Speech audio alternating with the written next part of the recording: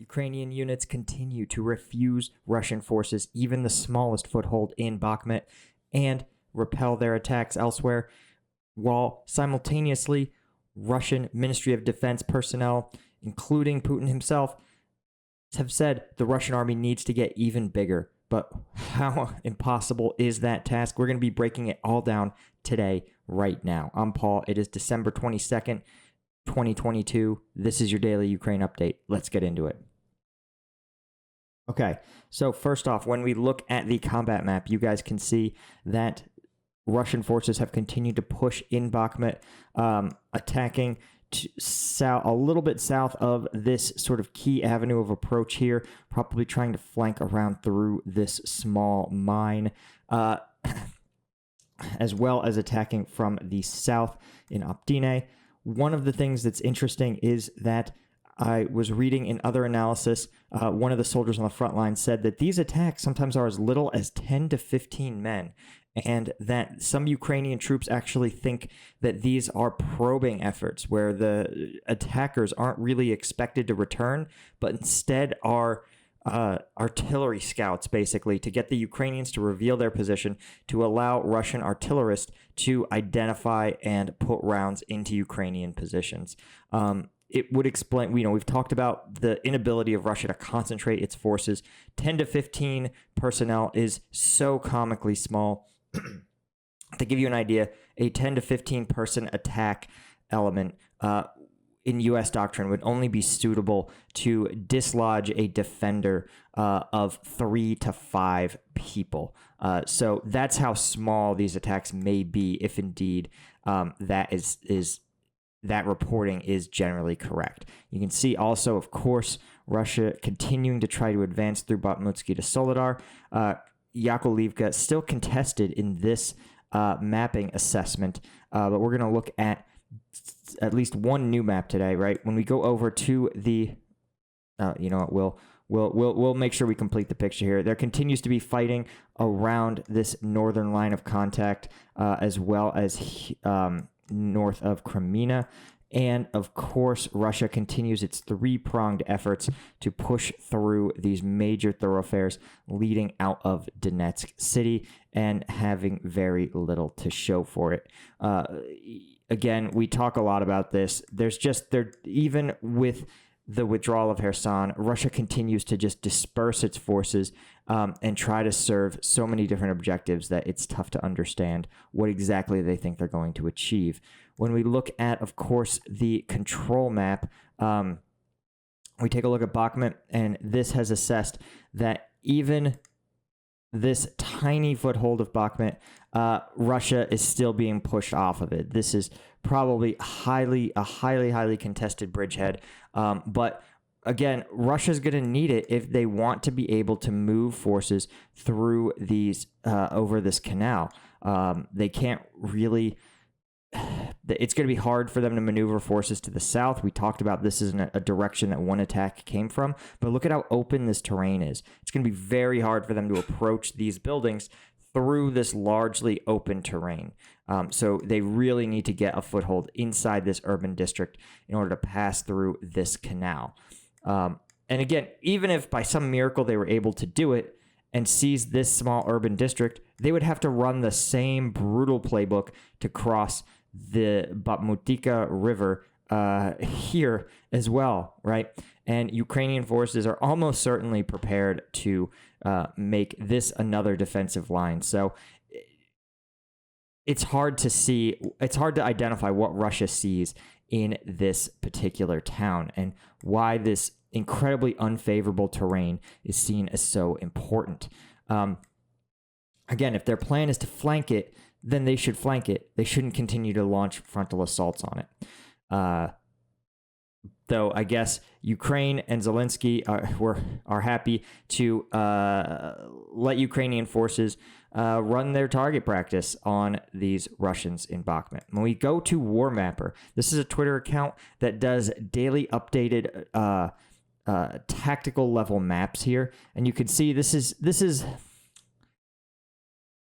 close to a U.S. military standard of like a CONOP map. Like you wouldn't use this to plan maneuvers, but for a situational update, this is like great, actually. This, it's dated,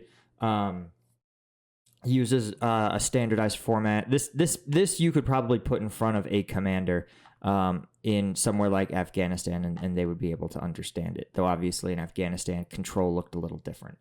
But you guys can see in this map, this depicts Russia as having little to no presence across these two bridges. So this says that Ukrainian forces actually remain fully in control of everything west of this canal line. So I think the takeaway here is that it's almost impossible to definitively say that control over any of the urban areas in Bakhmut is in Russian hands. I think that's a fair assessment. Now, let's talk about Russia. Is everything okay, guys? No, of course it's not.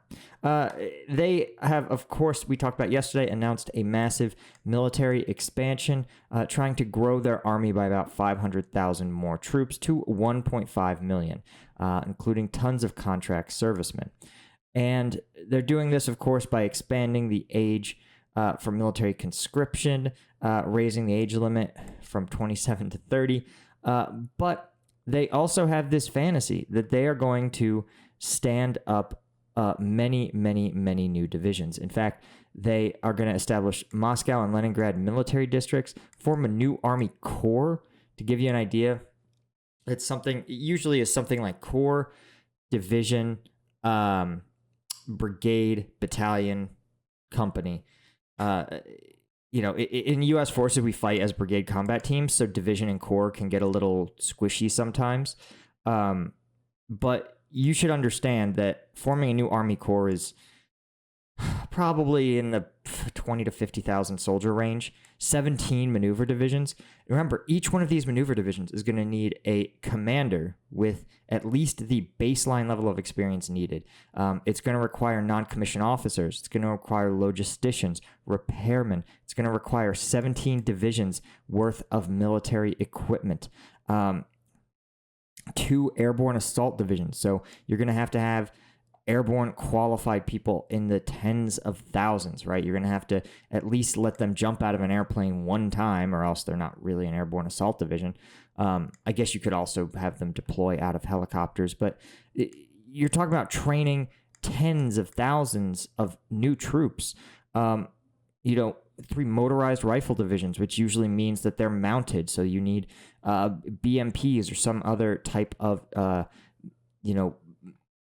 mechanized warfare system.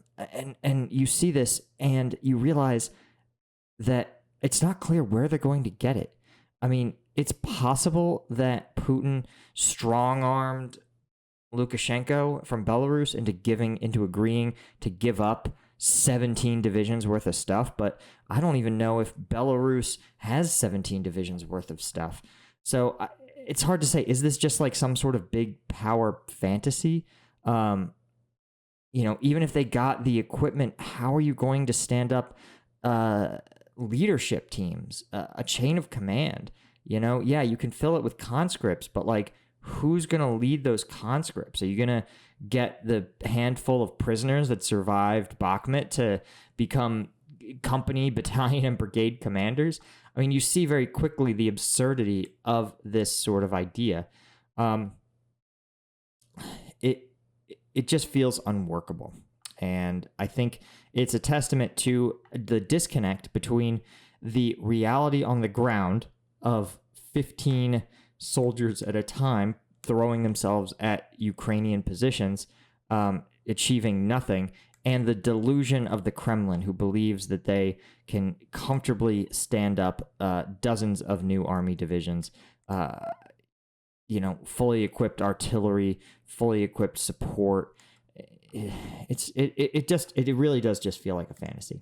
Anyway, guys, that is all I had for you for today. As always, be sure to check out the Patreon. That's where I drop every Friday all of the viral combat videos. You know the ones I'm talking about, the kind that YouTube definitely does not want me showing you. I put all those on the Patreon. And thanks so much to my Lieutenant tier patrons. I'm on the road. Sorry if everything looks different. That's why. Thanks to my Lieutenant tier patrons, and I'll see all you guys in the next one.